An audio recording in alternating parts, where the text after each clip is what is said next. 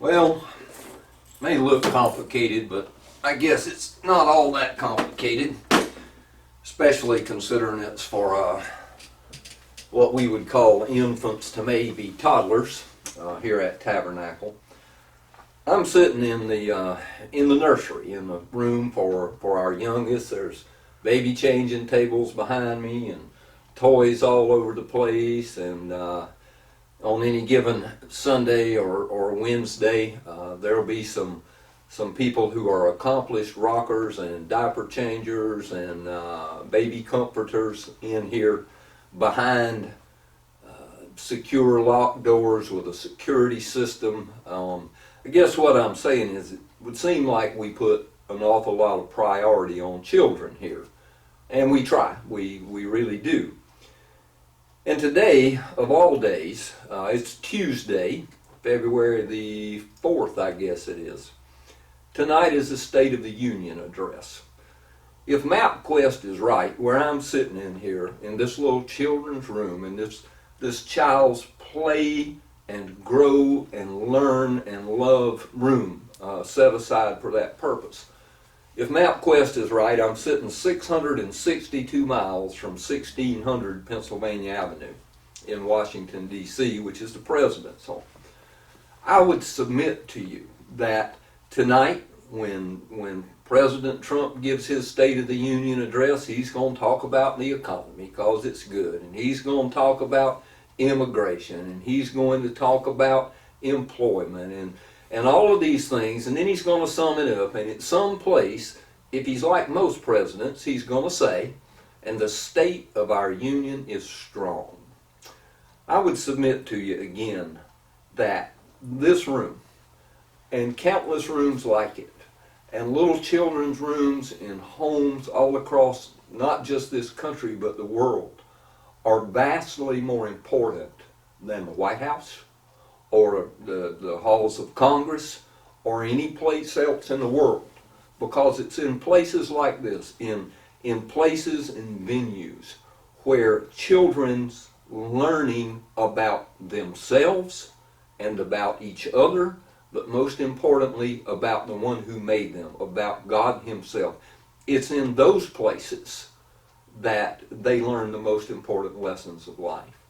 What children learn in here, if one of them ever becomes president, which who knows, what they learn in here will affect who they are in Washington or wherever they may go.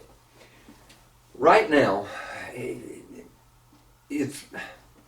is highly likely, I haven't done any research, I haven't seen any, but baby boomers are pretty much running the show right now in this country. There's some younger, yes, and there's some few older, but for the most part, the leadership of the United States, the leadership of the homes that make up the United States, and the families that occupy those homes have been for some 20, 30, 40 years now in the hands of what we know of as baby boomers. Well, there's sort of another baby boom going on now, especially if you were to look in here on a busy Sunday morning, you would think so. But what we have done, and I identify myself as one of those, what we have done in training our children who are now bringing up these children is going to influence and really determine the outcome of how this country does in the generations yet to come. Proverbs 22:6 says that if we train up a child in the way they should go, then when they are old, they'll not depart from it. The most important lessons in life are not learned after we get out of school, or they're not learned as a teenager. They're learned when they are very small children, because those lessons learned are not complicated or compromised by all this other stuff that gets put into us as human beings. So let me just encourage you, as you think about the limited time that we all have and the limited time that we have with our children and grandchildren, great-grandchildren, to prioritize teaching your children about God and teaching your children about prayer. The first prayer I ever learned was likely the first one you ever learned. And I learned it at my mother's side as she kneeled beside my little bed when I was a little boy. And it starts out, now I lay me down to sleep. And I hope you learn that. But it begins a journey that should be a lifelong journey. And yes, the end of a task or a journey is ultimately more important than the beginning. But if you don't start right, it's very difficult to end up right.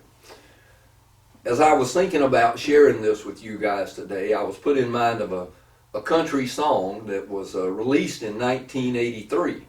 It was about a person that was a member of a family that one brother was a doctor and a sister married a banker, and this guy says he's the black sheep of the family. Some of you might recognize that as John Anderson. But at the end of that song, and several times throughout it, he restates some priorities, even for a black sheep of the family.